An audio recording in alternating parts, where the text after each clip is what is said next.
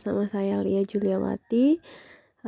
Sekarang kita masih membahas mengenai soal-soal PPS ya, Pemilu 2024. Soal yang pertama, jika hari ini tanggal 4 Desember 2022 adalah akhir dari tahapan kampanye, dapat dipastikan setelahnya adalah masa tenang. Jika itu terjadi, maka tanggal berapakah akhir dari masa tenang? Yaitu 3 hari ya, berarti 7 Desember 2020. Jawabannya B. Soal nomor 2, hari pemungutan suara pemilihan umum pemilu serentak untuk memilih presiden dan wakil presiden Pilpres, anggota DPR, anggota DPD, anggota DPRD Provinsi, dan anggota DPRD Kabupaten atau Kota Pileg 2024 adalah jawabannya D. Hari Rabu tanggal 14 Februari 2024. Soal nomor 3. Tahun 2024 merupakan tahun pesta demokrasi bagi warga negara Indonesia karena pada tahun itu pemilu dan pilkada akan secara serentak dilaksanakan.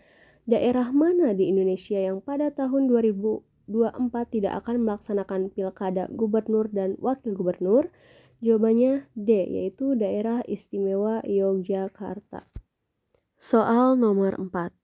Negara Konoha dalam serial Naruto, jika menganut Pancasila sebagai dasar negara, maka negara tersebut harus dipimpin oleh orang yang hikmat dan bijak dalam mengambil keputusan. Itu merupakan D. Pengamalan Pancasila sila keempat. Soal nomor 5.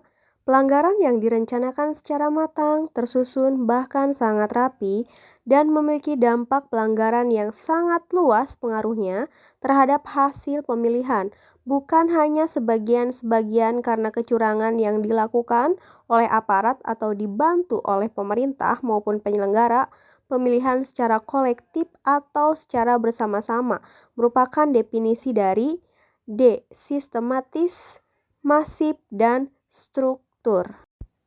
Soal nomor 6. Jumlah surat suara yang dicetak untuk keperluan pemungutan suara adalah B.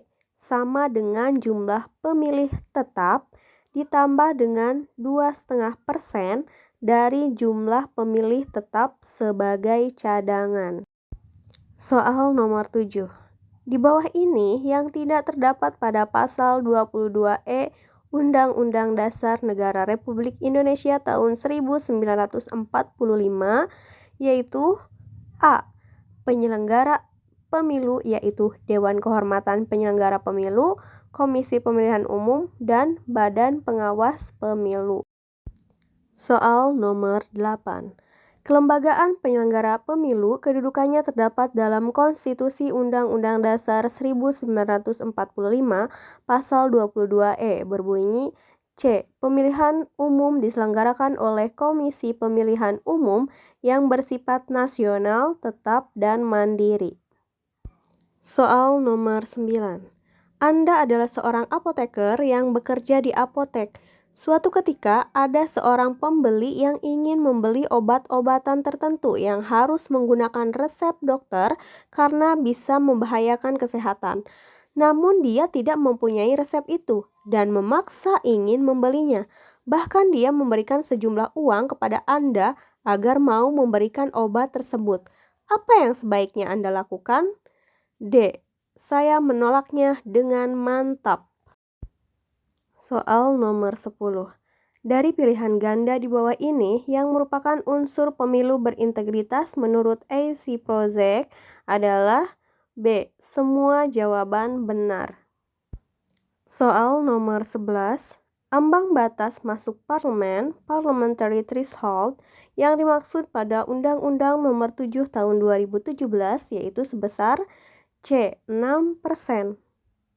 Soal nomor 12. Berdasarkan Undang-Undang Nomor 7 Tahun 2017, ambang batas suara nasional yang diperoleh partai politik peserta pemilu agar dapat disertakan dalam penghitungan kursi untuk DPR RI adalah sebesar A. 4%. Soal nomor 13. Pancasila sebagai intisari dari nilai-nilai yang dimiliki oleh bangsa Indonesia merupakan pengertian Pancasila sebagai B. Pancasila sebagai pandangan hidup. Soal nomor 14. Anda diminta oleh direktur perusahaan untuk menjadi ketua sekaligus penanggung jawab sebuah tim di kantor Anda.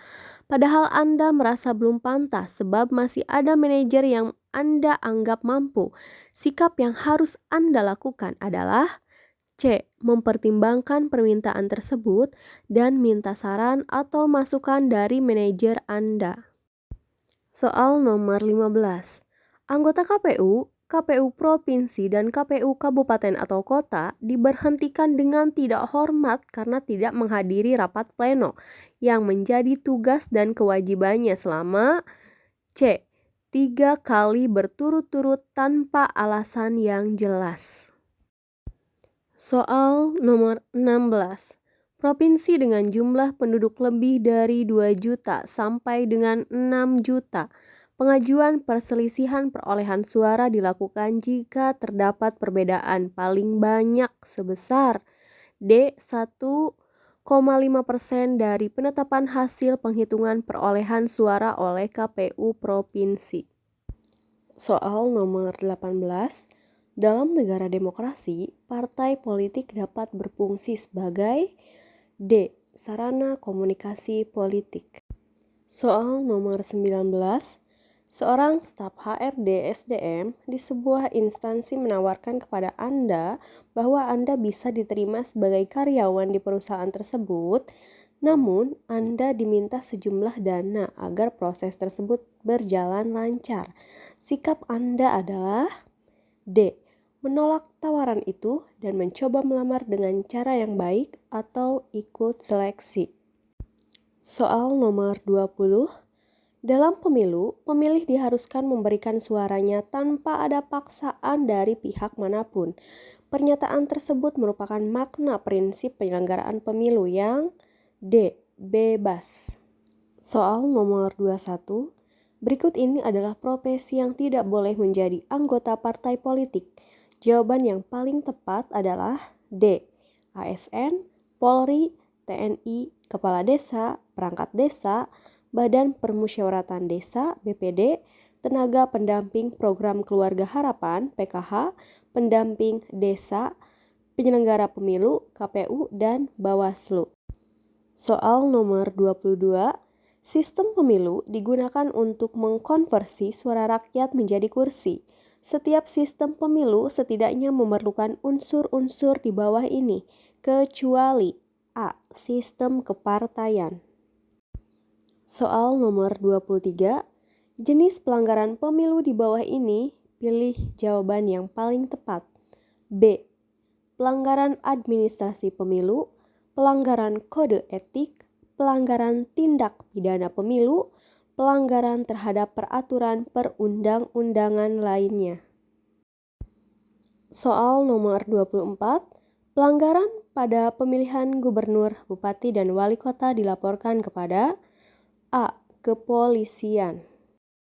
Soal nomor 25. Panwaslu, kabupaten atau kota merekomendasikan pelanggaran administrasi pemilihan kepada B. KPU Provinsi.